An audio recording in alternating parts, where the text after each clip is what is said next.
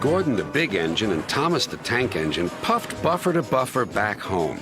It had been a busy day. First, Thomas had teased Gordon about the time that the big engine had slid into a ditch. Then Thomas fell down a mine and Gordon came to his rescue. "Remember, Thomas," called Gordon grandly, "united we stand, together we fall. You help me, and I'll help you." "I'll remember," replied Thomas, "but I hope Sir Topham Hatt forgives us soon." Suddenly, they noticed something.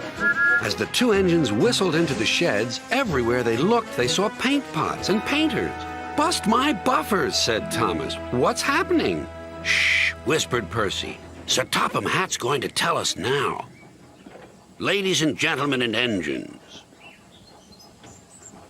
I am honored to inform you that Her Majesty the Queen herself is coming here to visit us. Now, on with the preparations." The engines wondered who would pull the royal train. "I'm too old to pull important trains," said Edward. "I'm in disgrace," sighed Gordon.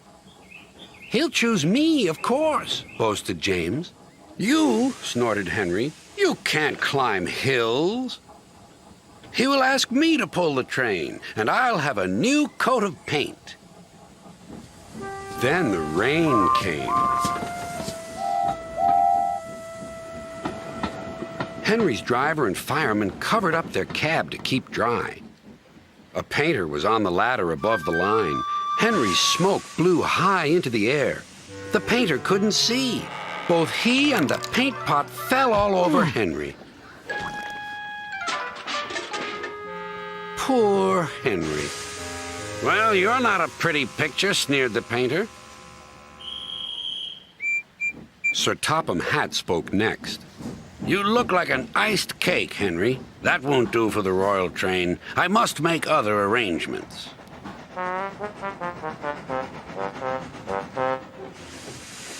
Gordon and Thomas were waiting for him. Please, sir. "One at a time," replied Sir Topham Hatt. "Yes, Gordon? May Thomas have his branch line again?" "I think you are both sorry and deserve a treat. Edward will go in front to clear the line. Thomas will look after the coaches, and Gordon will pull the train." The great day came. All the engines worked hard, bringing people to the town. Thomas sorted out their coaches in the yard.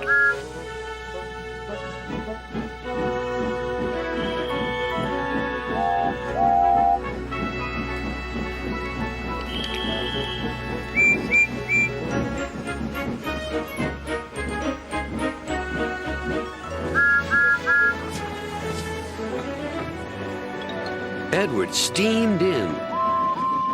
"Beep! The Queen is here!" Then Gordon whistled as he approached the station. Everyone knew that sound. The Queen's train glided into the station. Gordon was spotless and his brass shone brightly.